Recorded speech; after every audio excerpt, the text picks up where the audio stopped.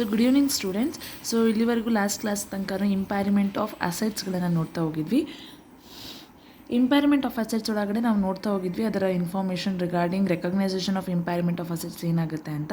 ಅದಾದಮೇಲೆ next impairment of assets ಆಗಿರೋದನ್ನು ನಾವು ಎಲ್ಲಿ ಹಾಕಬೇಕು, ಅದನ್ನು ಇಂಪೈರ್ಮೆಂಟ್ ಆಗಿರುವಂಥದ್ದನ್ನು ನೋಡ್ತಾ ಹೋಗೋದಾದರೆ, in case of revenue of impairment over revaluation of gain is to be disclosed as another comprehensive income. ಅದನ್ನು ಇನ್ನೊಂದು ಯಾವುದೋ ಒಂದು ಕಾಂಪ್ರಹೆನ್ಸಿವ್ ಇನ್ಕಮಲ್ಲಿ ಅದನ್ನು ಮೆನ್ಷನ್ ಮಾಡ್ತಾ ಹೋಗ್ತೀವಿ.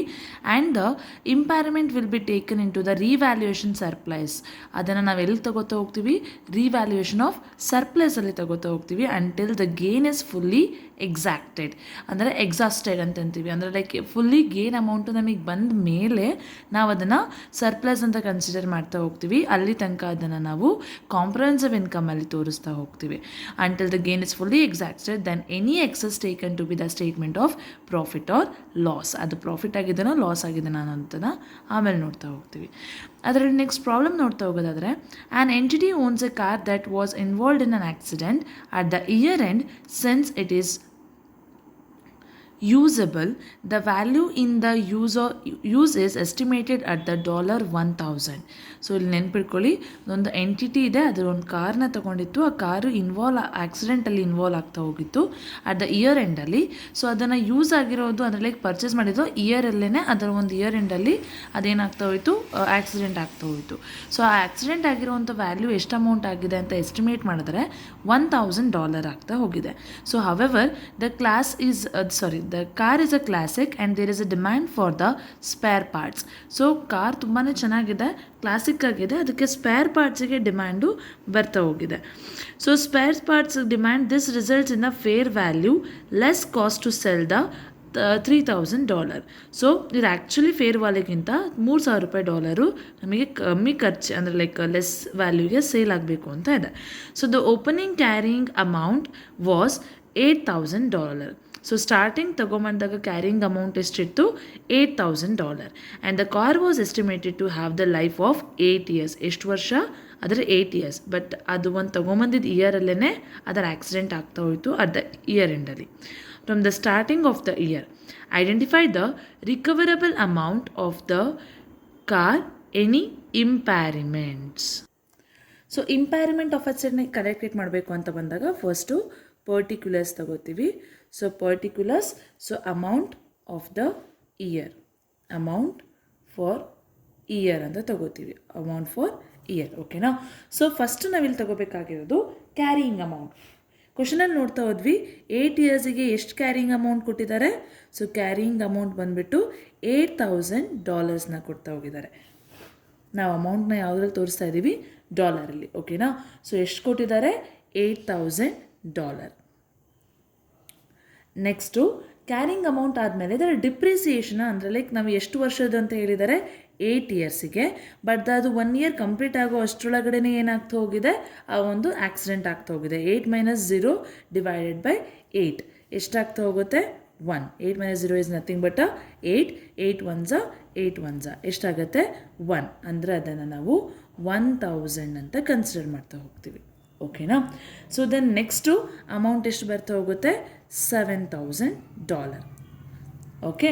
ಸೊ ಈ $7,000 ನಾವು ಇಂಪೈರ್ಮೆಂಟ್ ಎಷ್ಟಾಗಿದೆ ಅಂತ ಕ್ಯಾಲ್ಕುಲೇಟ್ ಮಾಡಬೇಕು ಅಂತಂದರೆ ನಮಗೆ ಎಷ್ಟು ರಿಕವರಬಲ್ ಆಗಿದೆ ಅನ್ನುವಂಥದ್ದು ತುಂಬ ಇಂಪಾರ್ಟೆಂಟ್ ಆಗ್ತಾ ಹೋಗುತ್ತೆ. ಸೊ ನಾವು ಕ್ವಶನಲ್ಲಿ ನೋಡ್ತಾ ಹೋದ್ವಿ, ಇಂಪೈರ್ಮೆಂಟ್ ಅದಕ್ಕಿಂತ ಮುಂಚೆ ಎಷ್ಟು ರಿಕವರಬಲ್ ಆಗಿದೆ ಅಂತ ಹೇಳಿದರು, $3,000 ಆಗಿದೆ ಅಂತ ಹೇಳ್ತಾ ಹೋದರು. ಎಷ್ಟು ರಿಕವರಬಲ್ ಅಮೌಂಟ್ ಈಸ್ $3,000. ಸೊ $3,000 ಆಗಿದೆ ಅಂತಂದರೆ ಇದರ ಡಿಫ್ರೆನ್ಸ್ ಅಮೌಂಟು ನಮಗೇನಾಗ್ತಾ ಹೋಗುತ್ತೆ, ಇಂಪೈರ್ಮೆಂಟ್ ಅಂತ ಕರಿತೀವಿ. It is nothing but balancing figure. So ಇದರ ಡಿಫ್ರೆನ್ಸ್ ಅಮೌಂಟ್ 7 - 3,000 ಅಂದರೆ ಎಷ್ಟಾಗುತ್ತೆ, 4,000. ಈ 4,000 ನಮಗೇನಾಗ್ತಾ ಹೋಗುತ್ತೆ, ಇಂಪೈರ್ಮೆಂಟ್ ಆಗ್ತಾ ಹೋಗುತ್ತೆ. ಅಂದರೆ ಆ ಒಂದು ಅಸೆಟ್ಟಿನ ವ್ಯಾಲ್ಯೂ ನಮಗೆ ಎಷ್ಟು ಅಂತ ಗೊತ್ತಾಗ್ತಾ ಹೋಗುತ್ತೆ. ಓಕೆ? ಸೊ ಕ್ವಶನಲ್ಲಿ ಕೊಟ್ಟಿದ್ದಾರೆ ಕ್ಯಾರಿಂಗ್ ಅಮೌಂಟ್ ಎಷ್ಟು, $8,000 ಅಂತ. ನಾವು ಡಿಪ್ರಿಸಿಯೇಷನ್ ನೋಡ್ಕೋಬೇಕು. ಅದರಲ್ಲಿ 8 ಅಂದರೆ ಲೈಕ್ 8 yearsಗೆ ಅಂತ ಹೇಳಿದ್ದಾರೆ. At the end of the ಇಯರೇ ಆಗಿದೆ, ಅಂದರೆ ಇಯರ್ ಮುಗಿಯೋಕ್ಕಿಂತ ಮುಂಚೆನೇ ಆಗಿದೆ. ಸೊ ಹಾಗಾಗಿ 0 years. ಅದು ಎಷ್ಟು ಇಯರಿಗೆ ಇದ್ದಿದ್ದು, ಆ್ಯಕ್ಚುಲಿ 8 yearsಗೆ. ಸೊ ಕ್ಯಾಲ್ಕುಲೇಷನ್ ಮಾಡ್ಕೊಂಡ್ರೆ ಅಂದರೆ 1 ಬರುತ್ತೆ. 1 is nothing but 1,000 of amount ನಮಗೆ ಅದರ ವ್ಯಾಲ್ಯೂ ಬರ್ತಾ ಹೋಗುತ್ತೆ ಆ ಒಂದು ಇಯರ್ದು. ಓಕೆನಾ? ಸೊ ಡಿಫರೆನ್ಸ್ನ ಮೈನಸ್ ಮಾಡಿಕೊಂಡ್ರೆ 7,000 ಬರುತ್ತೆ. ಅದಕ್ಕೆ ನಮಗೆ ರಿಕವರ್ ಆಗಿರೋವಂಥ ಅಮೌಂಟ್ ಎಷ್ಟಿದೆ? 3,000. 3,000 7,000 ಡಿಫ್ರೆನ್ಸ್ ಅಮೌಂಟ್ ಏನು ಬರುತ್ತಲ್ಲ 4,000, that is an impairment of asset. It is nothing but impairment of an car ಅಂತ ಕರಿತಾ ಹೋಗ್ತೀವಿ. ಓಕೆ, ಸೊ ನೆಕ್ಸ್ಟ್ ಕ್ವಶನ್ ನೋಡ್ತಾ ಹೋಗೋದಾದರೆ, an entity has a property which was revalued to the $5 lakh on 31st March 2003 with a revaluation gain ಕೊಡ್ತಾ ಹೋಗಿದ್ದಾರೆ. ಎಷ್ಟು amount? 2 lakh. ನಮಗೆ revaluation gain ಎಷ್ಟಿದೆ? 2 lakh rupees ಇದೆ. ಓಕೆ, ಸೊ ಸಾರಿ $2 lakh ಇದೆ. Being recognised as other comprehensive income. ಇದನ್ನು other comprehensive income ಆಗಿ recognise ಮಾಡ್ತಾ ಹೋಗಿದ್ದೀವಿ. And recorded in the revaluation surplus at 31st March 2005. So ಇದನ್ನು ರೆಕಾರ್ಡ್ ಮಾಡಿರೋದು ಯಾವಾಗ? 31st March 2005 ಆ್ಯಕ್ಚುಲಿ ಅದು ರಿವ್ಯಾಲ್ಯೂಡ್ ಅಮೌಂಟ್ ಪ್ರಾಪರ್ಟಿ ಯಾವಾಗಿಂದು 2003 ಅದನ್ನು ನಾವು ಮತ್ತೆ ರೆಕಾರ್ಡ್ ಮಾಡಿದ್ದು ರಿವ್ಯಾಲ್ಯೂಯೇಷನ್ ಅಮೌಂಟನ್ನು ಮಾಡಿಬಿಟ್ಟು 2005. So the property and the carrying amount of $460,000 ಆ ಪ್ರಾಪರ್ಟಿ ಅಮೌಂಟ್ ಕ್ಯಾರಿಂಗ್ ಅಮೌಂಟ್ ಎಷ್ಟು ಕೊಟ್ಟಿದ್ದಾರೆ? 4,60,000 ಅಂತ ಹೇಳ್ತಾ ಇದ್ದಾರೆ. So but the recoverable amount of the property was estimated at, ಎಷ್ಟು ಎಸ್ಟಿಮೇಟೆಡ್ ಮಾಡ್ತಾ ಹೋಗಿದ್ದಾರೆ? ರಿಕವರಬಲ್ ಅಮೌಂಟು 2 lakh ಅಂತ ಇದೆ. ಓಕೆನಾ? ಸೊ 2 lakhಗೆ ಅದನ್ನು ಎಸ್ಟಿಮೇಟ್ ಮಾಡ್ತಾ ಹೋಗಿದ್ದಾರೆ. What is the amount of impairment and how should be these to be treated in the financial statement? ಇದನ್ನು ಹೇಗೆ ಫಿನಾನ್ಷಿಯಲ್ ಸ್ಟೇಟ್ಮೆಂಟ್ಸಲ್ಲಿ ನಾವು ರಿಕವರಬಲ್ ಅಮೌಂಟನ್ನು ನಾವು ನೋಡ್ಕೋತಾ ಹೋಗಬೇಕು ಅನ್ನೋಂಥದ್ದನ್ನು ಇಲ್ಲಿ ಹೇಳ್ತಾ ಹೋಗ್ತಿದ್ದಾರೆ. ಓಕೆನಾ? ಸೊ ನೆನ್ಪಿಟ್ಕೊಳ್ಳಿ, ಆ ವ್ಯಾಲ್ಯೂಯೇಷನ್ ಗೇನ್ ಅಮೌಂಟ್ ಅಂದರೆ ಲೈಕ್ ಆ್ಯಕ್ಚುಲಿ ವ್ಯಾಲಿಡ್ ಅಮೌಂಟ್ ಎಷ್ಟು? 5 lakh. ಆ ರಿವ್ಯಾಲ್ಯೂಯೇಷನ್ ಆಫ್ ಗೇನ್ ಅಮೌಂಟ್ ಎಷ್ಟಿದೆ? 2 lakh ಇದೆ. ಅದನ್ನು ರೆಕಗ್ನೈಸ್ ಮಾಡಿದ್ದಾರೆ ಕಾಂಪ್ರಹೆನ್ಸಿವ್ ಇನ್ಕಮಲ್ಲಿ. ಅದು ಎಷ್ಟು ಇಯರ್ಗೆ? 2 years ಆದಮೇಲೆ. ಅದ್ರ ಜೊತೆಗೆ ಕ್ಯಾರಿಂಗ್ ಅಮೌಂಟ್ ಎಷ್ಟು ಕೊಟ್ಟಿದ್ದಾರೆ? 4,60,000. ಆ್ಯಕ್ಚುಲಿ 5 lakh, ಬಟ್ ಅವ್ರು ಕೊಟ್ಟಿರೋದು ಕ್ಯಾರಿಂಗ್ ಅಮೌಂಟ್ ಎಷ್ಟು ಕೊಟ್ಟಿದ್ದಾರೆ? 4,60,000. ಸೊ 4,60,000 ರಿಕವರಬಲ್ ಅಮೌಂಟ್ ಎಸ್ಟಿಮೇಟೆಡ್ ಎಷ್ಟು ಮಾಡಿದ್ದೀವಿ? 2 lakh rupees. ಸೊ ಸಾರಿ $2 lakh ಆಗಿದೆ.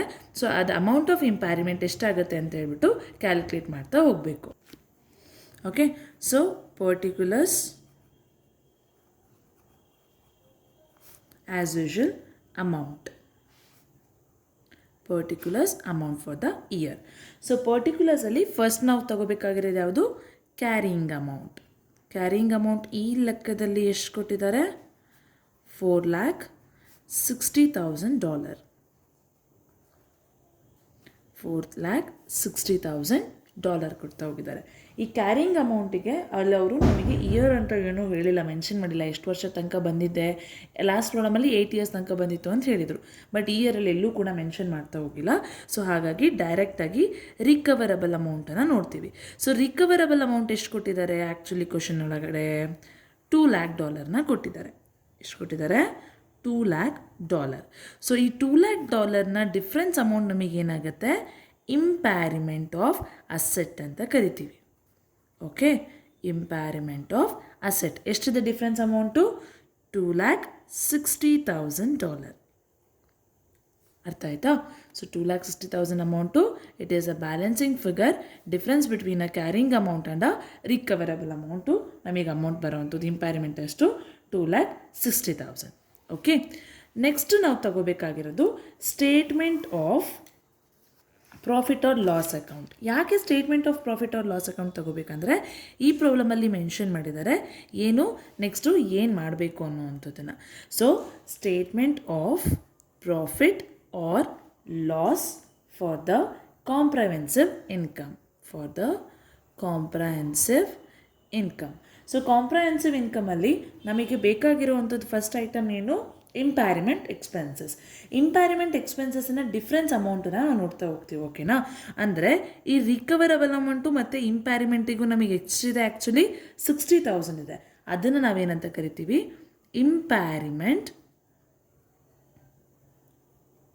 ಇಂಪ್ಯಾರಿಮೆಂಟ್ ಎಕ್ಸ್ಪೆನ್ಸಸ್. ಎಷ್ಟಿದೆ? 60,000. ಗೊತ್ತಾಯ್ತಾ ಹೆಂಗೆ ಅಂತ? So actually recoverable amount 2 lakh, ಆದರೆ ನಮಗೆ ಇಂಪ್ಯಾರಿಮೆಂಟ್ ಅಮೌಂಟ್ ಬಂದಿರೋದೆಷ್ಟು? $2,60,000. $2,60,000 ಮತ್ತು 2 lakh ಡಿಫ್ರೆನ್ಸ್ ಅಮೌಂಟ್ ಎಷ್ಟು?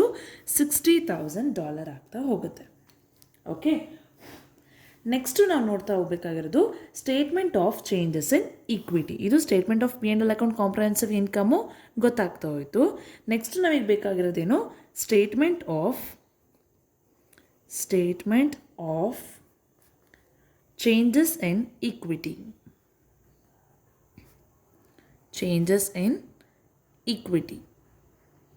Statement of changes in equity ನೋಡ್ತಾ ಹೋಗ್ತೀವಿ ಅಂತ ಬಂದಾಗ ಇಲ್ಲೂ ಕೂಡ ಪರ್ಟಿಕ್ಯುಲರ್ಸು ಅಮೌಂಟು, ಓಕೆನಾ, ಪರ್ಟಿಕ್ಯುಲರ್ಸು ಅಮೌಂಟು ಅಥವಾ ರಿವ್ಯಾಲ್ಯೂಯೇಷನ್ ಸರ್ಪ್ಲಸ್ ಅಂತ ಕರಿತೀವಿ. ಏನಂತ? Revaluation surplus.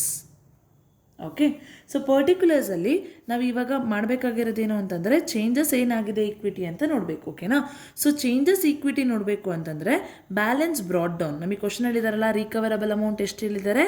2 lakh ಅಂತ ಹೇಳಿದ್ದಾರೆ. ಅದು ನಾವೇನು ಬ್ಯಾಲೆನ್ಸ್ ಬ್ರಾಡ್ ಡೌನ್ ಕ್ವಶನಲ್ಲಿ ಆಲ್ರೆಡಿ ಹೇಳಿರೋ ಅಂಥದ್ದು 2 lakh rupees.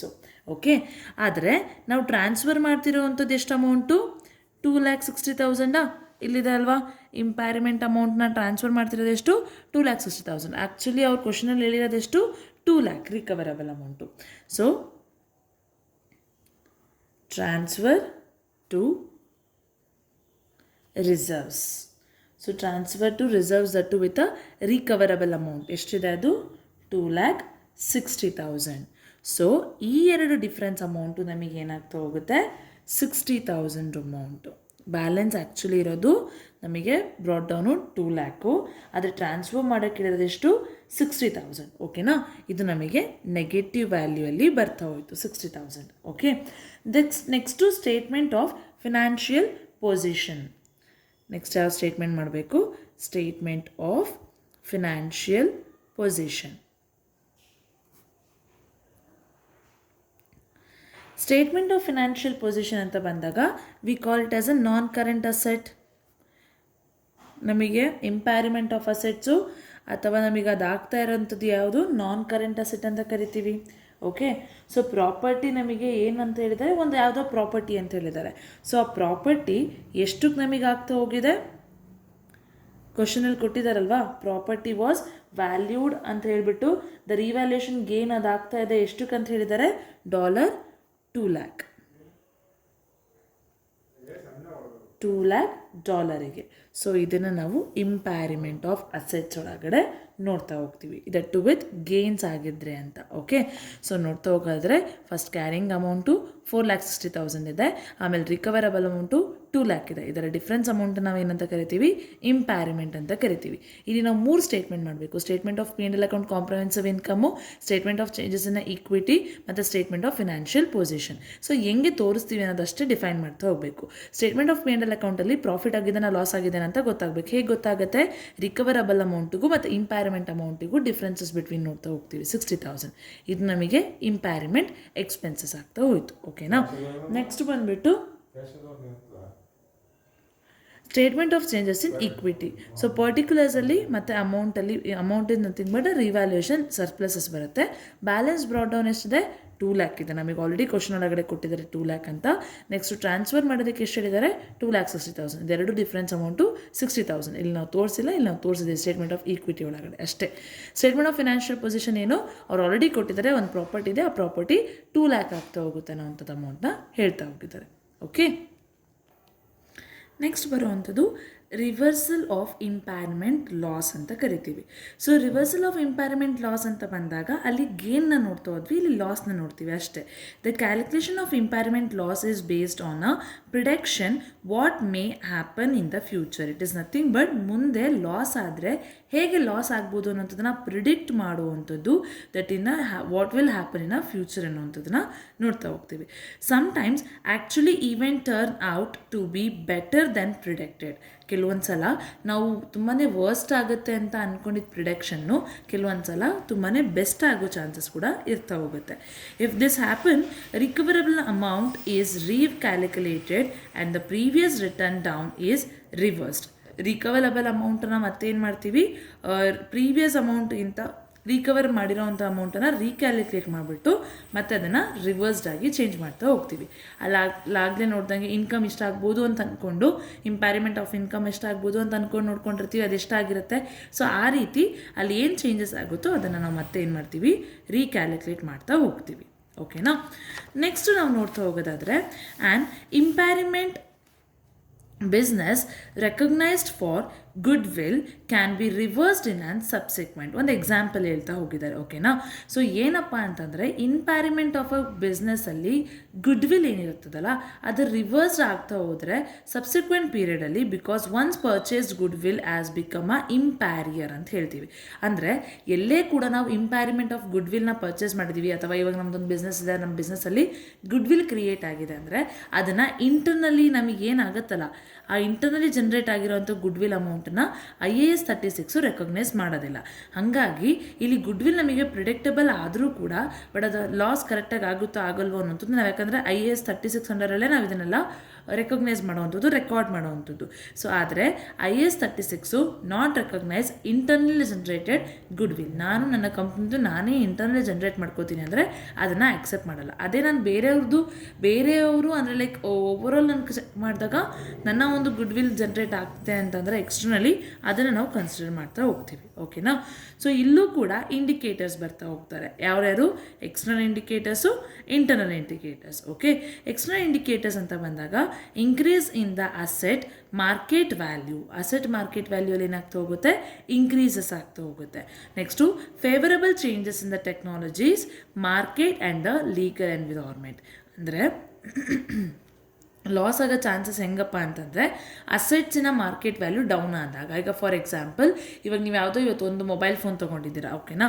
ಆ ಮೊಬೈಲ್ ಫೋನು ಇನ್ನೊಂದು ವಾರಕ್ಕೇ ಅದು ರೇಟ್ ಬಿದ್ದೋಯ್ತು ಅಂತಂದರೆ ನಿಮಗೆ ಲಾಸ್ ಆದಂಗೆ, ರೈಟ್. ಸೊ ಅಲ್ಲೇನಾಯ್ತು ಹೋಗ್ತು, ಅದು ಲಾಸ್ ಆಗ್ತಾ ಹೋಗುತ್ತೆ. ಅದನ್ನು ಅಸೆಟ್ಟಿನ ವ್ಯಾಲ್ಯೂ ಏನಾಗ್ತಾ ಹೋಗುತ್ತೆ, ಮಾರ್ಕೆಟಲ್ಲಿ ಚೇಂಜಸ್ ಆಯಿತು ಅಂತಂದರೆ ಆವಾಗ ನಿಮ್ಮ ಇಂಪ್ಯಾರಿಮೆಂಟ್ ಆಫ್ ಲಾಸಸ್ಸು ಆಗೋ ಚಾನ್ಸಸ್ ಇರುತ್ತೆ.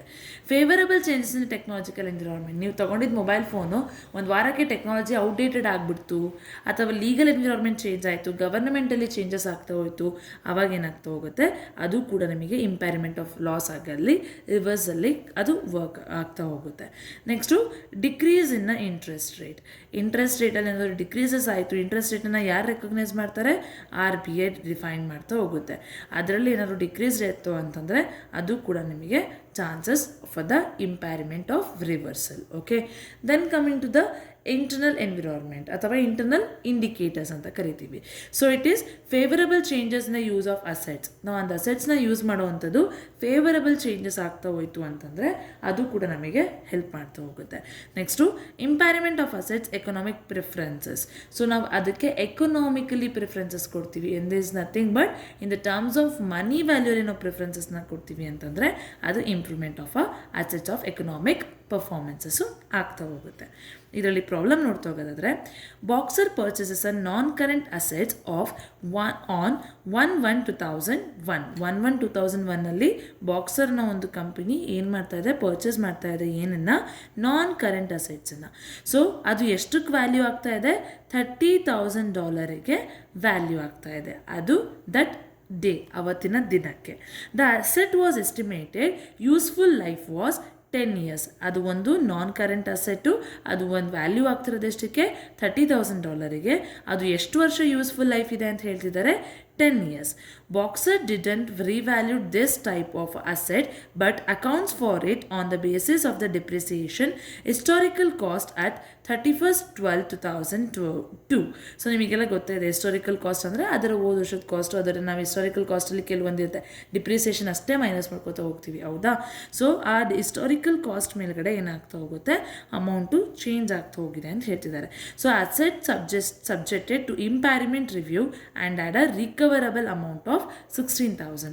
ಆ ಅಸೆಟ್ಟು ರಿವ್ಯೂ ಆಗ್ತಿರೋವಂಥದ್ದು ರಿಕವರಬಲ್ ಅಮೌಂಟ್ ಎಷ್ಟು ಕೊಡ್ತಾ ಹೋಗಿದ್ದಾರೆ? 16,000 rupees ಅಂತ ಹೇಳ್ತಾ ಹೋಗಿದ್ದಾರೆ. ಓಕೆನಾ. ನೆಕ್ಸ್ಟು ನೋಡ್ತಾ ಹೋಗೋದಾದರೆ ಅದರದ್ದೇ ಕಂಟಿನ್ಯೂಯೇಷನ್ ಅಟ್ 31/12/2005. 2001 ಪರ್ಚೇಸ್ ಮಾಡಿದ್ದು 2002 ಎಸ್ಟಿಮೇಟ್ ಆಗ್ತಾ ಹೋಯಿತು. ಅದು 10 years ತನಕ ಲೈಫ್ ಇದೆ ಅಂತ ಹೇಳ್ತಾ ಹೋಗಿದ್ದಾರೆ. ಹಾಗೆ 2005 ಒಳಗಡೆ ಅದರ ಸರ್ಕಮ್ಸ್ಟೆನ್ಸಸ್ನ ಹೇಳ್ತಾ ಹೋಗುತ್ತೆ which causes the original impairment. ಆವಾಗ ಆ್ಯಕ್ಚುಲಿ ಒರಿಜಿನಲ್ ಇಂಪ್ಯಾರಿಮೆಂಟು ರೆಕಗ್ನೈಸ್ ಆಗ್ತಾ ಹೋಗುತ್ತೆ. Have been reversed and no longer applicable with a result that the recoverable amount is $40,000. Actually recoverable amount ಎಷ್ಟಾಗ್ತಾ ಹೋಯಿತು ನಾವು, ಅದು 40,000 ಇದೆ. So now you are required to calculate ಅಥವಾ explain the supporting calculation of impact of the financial statement of a two impairment reviews. So ಎರಡು ರೀತಿ ನಾವು ರಿವ್ಯೂಸ್ಗಳನ್ನು ಇಲ್ಲಿ ಮಾಡ್ತಾ ಹೋಗಬೇಕಾಗತ್ತೆ. ಸೊ ಫಸ್ಟು ಸ್ಟೆಪ್ ಏನಪ್ಪ ಅಂದರೆ ಇಯರ್ ಎಂಡೆಡ್ 31st December 2002ಗೆ ನೋಡ್ತಾ ಹೋಗ್ತೀವಿ. ಅಸೆಟ್ನ ಪರ್ಚೇಸ್ ಮಾಡಿದ್ದೆ ಇರುವಾಗ ಕಾಸ್ಟ್ ಆಫ್ 1st January 2001 ಎಷ್ಟಕ್ಕೆ $30,000. ಓಕೆನಾ. ಸೊ ನಿಮಗೆ ನೆನಪಿರಲಿ ಅದು ಪರ್ಚೇಸ್ ಮಾಡಿದ್ದೆ ಯಾವಾಗ 2001ನಲ್ಲಿ. ಓಕೆನಾ. ಸೊ ಆ ಅಸೆಟ್ ಫಸ್ಟ್ ಸ್ಟೆಪ್ ನೋಡ್ತಾ ಹೋಗ್ತೀವಿ. ಏನು ಫಸ್ಟ್ ಸ್ಟೆಪ್ ಅಂತ ನೋಡ್ತಾ ಹೋಗೋದಾದರೆ ಇಯರ್ ಎಂಡೆಡಿಗೆ ನೋಡ್ತಾ ಹೋಗ್ತೀವಿ. ಯಾವುದಕ್ಕೆ? December 2002, 31st December 2002. ಸೊ ಇದರಲ್ಲಿ ಪರ್ಟಿಕ್ಯುಲರ್ಸು ಅಮೌಂಟ್. ಓಕೆ. ಸೊ ಪರ್ಟಿಕ್ಯುಲರ್ಸಲ್ಲಿ ಫಸ್ಟು ಅಸೆಟ್ಸ್ ಕಾಸ್ಟ್. ಅಸೆಟ್ ಎಷ್ಟು ಕಾಸ್ಟ್ ಇತ್ತು ಅಂತ ಹೇಳಿದ್ದಾರೆ ಅಟ್ January 1st 2001ನಲ್ಲಿ ಎಷ್ಟು ಹೇಳಿದ್ದಾರೆ? $30,000 ಹೇಳಿದ್ದಾರೆ. ಓಕೆನಾ. ಈ $30,000ನ ಡಿಪ್ರಿಸಿಯೇಷನ್ನ ತೆಗಿತಾ ಹೋಗ್ತೀವಿ. ಅದು ಎಷ್ಟಕ್ಕೆ? 31st Decemberಗೆ, ಅಂದರೆ ಎಕ್ಸಾಕ್ಟ್ಲಿ 1 year ತಕ್ಕ. ಓಕೆನಾ. ಆ 1 yearಗೆ ನೆಕ್ಸ್ಟ್ ನಾವೇನು ಮಾಡ್ತಾ ಹೋಗ್ತೀವಿ, 30,000 ನಮಗೆ ಆ್ಯಕ್ಚುಲಿ ಡಾಲರ್ ಅಮೌಂಟು, ಅದಕ್ಕೆ ಡಿಪ್ರಿಸಿಯೇಷನ್ ಅಮೌಂಟ್ ಅಂತ ಎಲ್ಲೂ ನಮಗೆ ಕೊಟ್ಟಿಲ್ಲ, ಹಾಗಾಗಿ ಝೀರೋ ವ್ಯಾಲ್ಯೂ. ಎಷ್ಟು ಇಯರ್ಸಿಗೆ ಅಂತ ಹೇಳಿದ್ದಾರೆ? 10 yearsಗೆ ಅಂತ ಹೇಳಿದ್ದಾರೆ. ಎಷ್ಟಾಗುತ್ತೆ? 3,000 ಆಗ್ತಾ ಹೋಗುತ್ತೆ. ಓಕೆನಾ. ಈ 3,000ಅನ್ನು 2 yearsಗೆ ನಾವು ಕ್ಯಾಲ್ಕುಲೇಟ್ ಮಾಡ್ತೀವಿ. ಯಾಕೆಂದರೆ 1 yearದು ನಮಗೇನು ಕೊಟ್ಟಿಲ್ಲ ಇನ್ಫಾರ್ಮೇಷನು, 2002ದು ಕೂಡ ನಾವು ನೋಡ್ಕೊತಾ ಹೋಗಬೇಕು. ಹಾಗಾಗಿ 2ನ ಕ್ಯಾಲ್ಕುಲೇಟ್ ಮಾಡ್ತಾ ಹೋಗ್ತೀವಿ. ಎಷ್ಟಾಗುತ್ತೆ? $6,000 ಆಗ್ತಾ ಹೋಗುತ್ತೆ. ಓಕೆ. ಸೊ ಈ $6,000ನ $30,000 ಕ್ಯಾಲ್ಕುಲೇಟ್ ಮೈನಸ್ ಮಾಡ್ಕೊಂಡ್ವಿ ಅಂದರೆ ನಮಗೆ ಎಷ್ಟು ಸಿಗ್ತಾ ಹೋಗುತ್ತೆ? ಕ್ಯಾರಿಂಗ್ ಅಮೌಂಟ್ ಫಾರ್ ನಾವು 2002ಗೆ, ಡಿಸೆಂಬರ್ 2002ಗೆ ಕ್ಯಾರಿಂಗ್ ಅಮೌಂಟ್ ಎಷ್ಟು ಸಿಗ್ತಾ ಹೋಗುತ್ತೆ? 24,000 ಅಮೌಂಟ್ ಸಿಗ್ತಾ ಹೋಗುತ್ತೆ. ಏನದು? Carrying amount. ಕ್ವಶನಲ್ಲಿ ಆ್ಯಕ್ಚುಲಿ ಲಾಸ್ಟಲ್ಲೆಲ್ಲ ಕ್ಯಾರಿಂಗ್ ಅಮೌಂಟ್ ಅವರೇ ಕೊಟ್ಟಿದ್ರು. ಇಲ್ಲಿ ನಾವು ಕ್ಯಾರಿಂಗ್ ಅಮೌಂಟ್ನ ಕ್ಯಾಲ್ಕುಲೇಟ್ ಮಾಡ್ಕೊಂಡ್ವಿ. ಅದು ಯಾವಾಗ? 31st December 2002ಗೆ. ಓಕೆನಾ. Next recoverable amount. ಕ್ವಶನಲ್ಲಿ ಅವರೇ ರಿಕವರಬಲ್ ಅಮೌಂಟ್ನ ಕೊಟ್ಟಿದ್ದಾರೆ. ಲಾಸ್ಟ್ ಟೈಮು ಅಷ್ಟೇ ರಿಕವರಬಲ್ ಅಮೌಂಟೇ ಕೊಟ್ಟಿದ್ರು. ಸೊ ರಿಕವರಬಲ್ ಅಮೌಂಟ್ ಎಷ್ಟು ಕೊಟ್ಟಿದ್ದಾರೆ? $16,000 ಕೊಟ್ಟಿದ್ದಾರೆ. ಎಷ್ಟು? $16,000. ಇಂಪ್ಯಾರಿಮೆಂಟ್ ಲಾಸ್ ಎಷ್ಟಾಯಿತು ಹಾಗಿದ್ರೆ? 24ರಲ್ಲಿ 14,000 ಕಳೆದ್ವಿ ಅಂತಂದರೆ ಎಷ್ಟಾಯಿತು? $8,000. ಓಕೆನಾ. ಸೊ ಇದನ್ನು ನಾವು ಫಸ್ಟ್ ಸ್ಟೆಪ್ಪು ಅದು ಯಾವುದು? Year ending 31st December 2022. Okay. So ಇದಕ್ಕೊಂದು ನೋಟ್ ಇದೆ. ಏನಪ್ಪ ಆ ನೋಟು ಅಂತ ನೋಡೋದಾದರೆ, with the help of the above calculation where impairment loss of 8,000 is required to be shown in the statement of a P&L account as a impairment expenses. ನಿಮಗೆ ಆಗಿರೋಂಥ ಇಂಪ್ಯಾರಿಮೆಂಟ್ loss ಎಷ್ಟು? 8,000. ಈ 8,000ನ ನಾವು ಎಲ್ಲಿ ತೋರಿಸ್ತಾ ಹೋಗಬೇಕು? ಸ್ಟೇಟ್ಮೆಂಟ್ ಆಫ್ P&L ಅಕೌಂಟಲ್ಲಿ ಇಂಪ್ಯಾರಿಮೆಂಟ್ expenses ಅಂತ ಹೇಳ್ಬಿಟ್ಟು ನಾವು ಕ್ರಿಯೇಟ್ ಮಾಡಿ ಅಲ್ಲಿ ಆ ಒಂದು ಎಕ್ಸ್ಪೆನ್ಸಸ್ನ ತೋರಿಸ್ತಾ ಹೋಗಬೇಕು. Because there is no sufficient information of the revaluation surplus. ಇಲ್ಲೆಲ್ಲೂ ಕೂಡ ರಿವ್ಯಾಲ್ಯೂಯೇಷನ್ ಸರ್ಪ್ಲಸ್ ಬಗ್ಗೆ ಹೇಳಿಲ್ಲ. ಆ ಕಾರಣಕ್ಕೆ ನಾವೇನು ಮಾಡ್ತೀವಿ? ಆ ರಿವ್ಯಾಲ್ಯೂಯೇಷನ್ ಬದಲು ಇಂಪ್ಯಾರಿಮೆಂಟ್ ಎಕ್ಸ್ಪೆನ್ಸಸ್ ಅಂತಾನೆ P&L ಅಕೌಂಟಲ್ಲಿ ನಾವು ಅದನ್ನು ಶೋ ಮಾಡ್ತಾ ಹೋಗ್ತೀವಿ. To adjust in the statement changes in equity way recoverable amount of the asset is 16,000. ಕ್ವಶನಲ್ಲೇ ಕೊಟ್ಟಿದ್ದಾರೆ. ಎಷ್ಟದು? 16,000 ಅಂತ ಹೇಳ್ಬಿಟ್ಟು. In shown in the statement of financial position as a part of PPE under the non-current asset. It is nothing but a favourable thing. Non current assets ಒಳಗಡೆ ಇದು occur ಆಗ್ತಾ ಹೋಗಿರೋವಂಥದ್ದು. ಓಕೆನಾ. Then next ಇದರಲ್ಲಿ ಸೆಕೆಂಡ್ ಸ್ಟೆಪ್ ಬರುತ್ತೆ. ಏನು step number 2? Step number 2 is nothing but year ending for 31st December 2005. ಇಲ್ಲಿ ಅವರು ಕೊಟ್ಟಿರೋದು 3 ಥಿಂಗ್ ಕೊಟ್ಟಿದ್ದಾರೆ. 2001ನಲ್ಲಿ ಪರ್ಚೇಸ್ ಮಾಡಿದ್ದಾರೆ. 2002ದು ಆ ಅಮೌಂಟನ್ನು ಡಿಪ್ರಿಸಿಯೇಟಿಂಗ್ ಅದನ್ನು ತೋರಿಸ್ತಾ ಹೋಗಿದ್ದಾರೆ. ನೆಕ್ಸ್ಟು ಅದು ಆ್ಯಕ್ಚುಲಿ ಕ್ಲಿಯರಾಗಿ ಏನಂತೀವಿ ಇಂಪ್ಯಾರಿಮೆಂಟ್ ಮಾಡಿರೋದು ಯಾವಾಗ? 2005ಗೆ. So year ended 31st December 2005 ಇದೆ. ಕ್ಯಾರಿಂಗ್ ಅಮೌಂಟ್ ಎಷ್ಟು ಅಂತ ಹೇಳಿದ್ದಾರೆ? 16,000 ಅಂತ ಅವರೇ ಕ್ವಶನಲ್ಲಿ ಹೇಳಿದ್ದಾರೆ. 31st December 2002ದು 16,000 ಇದೆ. ಅದ್ರ ಜೊತೆಗೆ 16,000 ಮೈನಸ್ ಝೀರೋ ಯಾಕೆ ತೊಗೊಂಡ್ವಿ ಅಂತ ನೋಡಿದ್ರೆ ಅಲ್ಲಿ ಡಿಪ್ರಿಸಿಯೇಷನ್ ಅಮೌಂಟ್ ಎಲ್ಲೂ ಹೇಳಿಲ್ಲ. ಓಕೆನಾ. ಅದ್ರ ಜೊತೆಗೆ 8 ಅಂತ ಕೊಟ್ಟಿದ್ದೀವಿ. 8 ಯಾಕೆ ಕೊಟ್ಟಿದ್ದೀವಿ? ಸೊ ಇಲ್ಲಿ ನಾವು 2 ವರ್ಷದ ಬಿಟ್ಬಿಟ್ಟು ತಗೋತಾ ಇದ್ದೀವಿ. ಓಕೆನಾ? 10 ಇಯರ್ಸ್ ವ್ಯಾಲ್ಯೂ ಇದ್ದಿದ್ದು, ಆದರೆ ಅದನ್ನು ಮೈನಸ್ ಮಾಡಿಕೊಂಡು 8 ಇಯರ್ಸ್ ವ್ಯಾಲ್ಯೂನ ನೋಡ್ತಾ ಇದ್ದೀವಿ. ಓಕೆನಾ? ಸೊ 2001ಇಂದ 2005ಗೆ ಅಂತ ಬಂದಾಗ ಅಲ್ಲಿ ನಮಗೆ 2002ಇಂದ 2002 ನಮಗೆ ಕೊಟ್ಟಿರೋದೆಷ್ಟು? 16,000. ಸೊ 2002ಇಂದ 2005 ಅಂತ ಬಂದಾಗ ಎಷ್ಟು ಆಯಿತು? 3 ಇಯರ್ಸ್. ಸೊ 2000 ಇಂಟು 3 ಮಾಡಿಕೊಂಡ್ರೆ ಎಷ್ಟಾಗುತ್ತೆ? $6,000 ಆಗ್ತಾ ಹೋಗುತ್ತೆ. 16,000 ಮೈನಸ್ 6,000 ಮಾಡಿಕೊಂಡ್ರೆ ಎಷ್ಟು ಬರುತ್ತೆ? $10,000.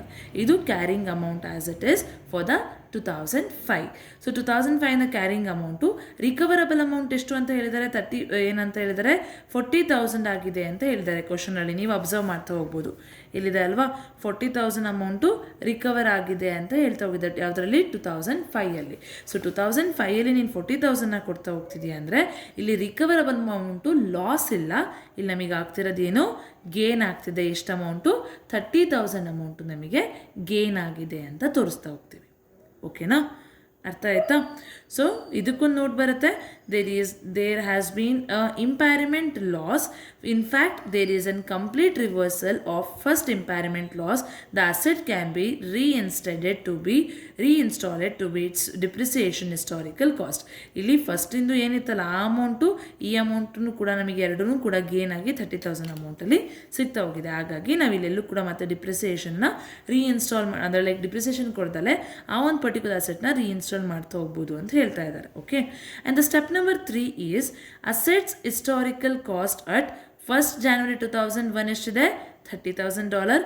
ಹಿಸ್ಟಾರಿಕಲ್ ಡಿಪ್ರಿಸಿಯೇಷನ್ 31st December 2005 ಅಂತ ಬಂದಾಗ ಎಷ್ಟಾಗ್ತಾ ಹೋಗುತ್ತೆ? 30,000 minus 0 divide by 10 years. So 10 ಇಯರ್ಸಿಗೆ ಡೈರೆಕ್ಟಾಗಿ ತಗೋತಾ ಇದ್ದೀವಿ. ಎಷ್ಟು ಬರುತ್ತೆ? 3,000. 2005 ಅಂದರೆ 2001ಇಂದ 2005ಗೆ ಎಷ್ಟು ಡಿಫ್ರೆನ್ಸ್ ಇದೆ? 5 ಇಯರ್ಸ್. ಸೊ 3,000 ಇಂಟು 5 ಮಾಡ್ಕೊಂಡ್ರೆ ಎಷ್ಟಾಗುತ್ತೆ? 15,000 ಆಗುತ್ತೆ. So carrying out of an asset for 2005 ಏನಾಗ್ತಾ ಹೋಗುತ್ತೆ? $15,000. So revaluation of impairment of amount ಅಂತ ಹೇಳ್ಬೋದು, ಅಥವಾ impairment carrying amount of the as it is 31st December 2005 ಅಲ್ಲಿ ನಮಗೆ ಸಿಕ್ಕಿರೋವಂಥದ್ದು ಎಷ್ಟಿದೆ? 10,000 ಅಮೌಂಟು ಸಿಕ್ಕಿದೆ. ಸೊ ಆ 10,000 ಅಮೌಂಟ್ ಹಾಕೊಂಡ್ರೆ ನಮಗೆ ಡಿಫ್ರೆನ್ಸ್ ಅಮೌಂಟ್ ಏನು ಬರ್ತಾ ಹೋಗುತ್ತಲ್ವಾ, ಅದು revaluation of reversal of impairment loss ಅಂತ ಕರಿತೀವಿ. ಇದು ಎಲ್ಲಿಂದ ಬಂತು ಅಂತ ಗೊತ್ತಾಯ್ತಾ? ಸ್ಟೆಪ್ 2 ಅಲ್ಲಿ ನಾವು ಕ್ಯಾಲ್ಕುಲೇಟ್ ಮಾಡ್ಕೊಂಡಿದ್ದೀವಲ್ಲ ಕ್ಯಾರಿಂಗ್ ಅಮೌಂಟ್ ಆಫ್ 10,000. ಈ 10,000 ನಾವು ಏನೇನು ಮಾಡ್ತಾ ಹೋಗ್ತೀವಿ?